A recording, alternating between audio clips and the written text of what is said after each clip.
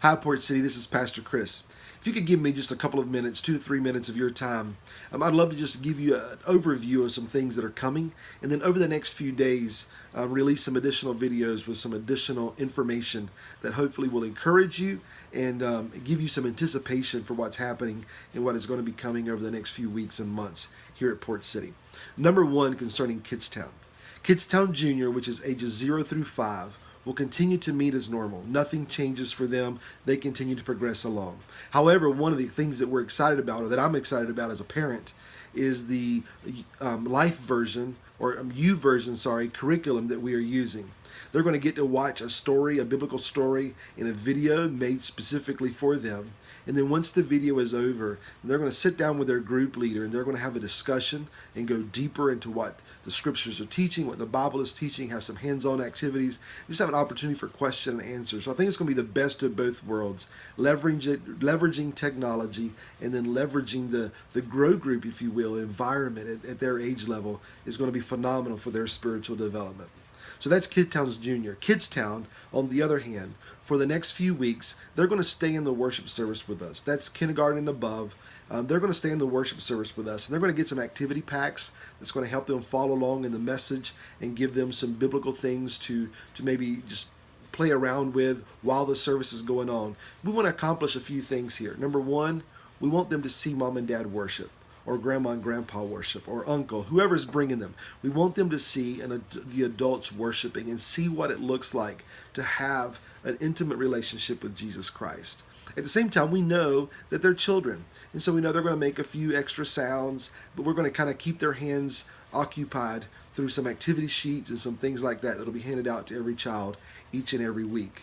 So that's Kidstown and Kidstown Junior.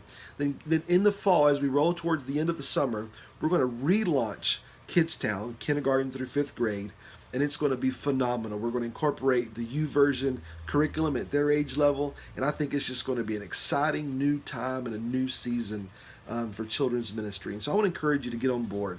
Encourage your child to worship with you, to sing with you, to listen with you, and then maybe after the service, ask them a handful of questions, 2 or 3 questions about what they heard, maybe a word they didn't understand, and give it an opportunity for you to speak into their life as the spiritual leader of your home. So I encourage you. Leanne is doing a great job at Kidstown. Adria is doing a great job managing and leading our family ministry, which also involves the youth. And there's just some exciting things coming. 2, on the youth, very quickly, they're getting ready for their youth retreat this summer, the first week of July.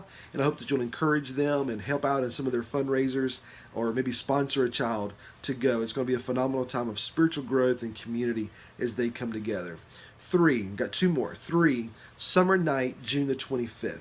Can't wait. We love summer nights. We do a Sunday night each month, and we just get together and we have fellowship, we eat, we play, we laugh, we have a great time together. This time our youth are going to be serving us, and we're going to kind of ask everybody to contribute $1 per hamburger kind of thing, just as a tip for their service to us, and as also a fundraiser for them as they get ready for their retreat. And last but not least, this is a big, big thing. I believe that we are in a season of preparation to swing for the fences. I love baseball. I'm an Atlanta Braves fan, and I love baseball. And I think that sometimes the moment is right when you need to swing for the fences. Well, I believe over the next 90 days that we're going to be laying the groundwork so that we can swing for the fences. And on September the 10th, we're going to do a grand relaunch of Port City. We've kind of announced the name, or the name has been getting out there a little bit, but we're going to do a big launch of Port City on September the 10th. The newspaper is going to do a story about our transformation over the last few years and our introduction to the city. And on that September the 10th, the way we're going to swing for the fences is we're going ahead and planning by faith that on September the 10th, we're going to launch 2 services. And so I want you to be praying all summer long, looking for ways that you can get involved, ways that you can serve, places that you can just pitch in, because we want to see a harvest. The scripture says that the harvest is plentiful. There's never, ever, ever, ever, ever been a harvest problem. The harvest is plentiful. The harvest is plentiful. But the scripture says, Jesus says, the laborers is the problem. The laborers are few. And so I want to encourage and pray and ask God in a special way over this summer that we can see an upsurge in our labors, that we can see people get excited and on fire about what God is doing here at Port City. And that together, this summer and this fall, we can see a great harvest for the glory of our Jesus.